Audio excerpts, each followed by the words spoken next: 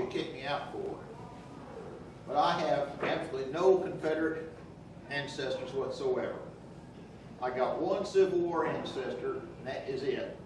And he was the standard bearer of Old Abe the Eagle for the 8th Wisconsin. That's the only Civil War ancestor I have. My parents were from the state of Washington, about as far out of the theater as you can possibly get. This story starts back, actually, let's see, I'm now 68, 61 years ago.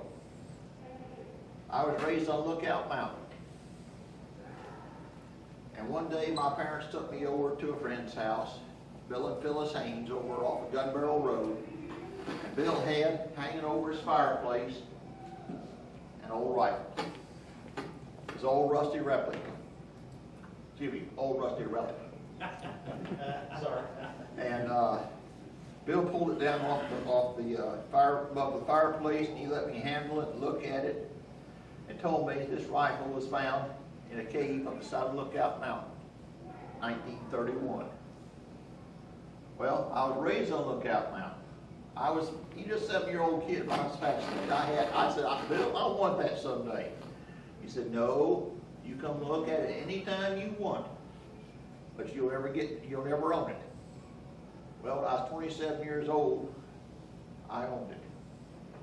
I finally convinced Bill. I had rebuilt 2 Civil War swords from old blades that came out of an armory fire, and I got reproduction, nice, pretty, shiny brass guards from Dixie Gun Works, and I rebuilt it. And I convinced him those 2 swords crossed above his fireplace would look a whole lot better than that old rusty rifle. And I traded them even for it. As a result, this is the one I came home with.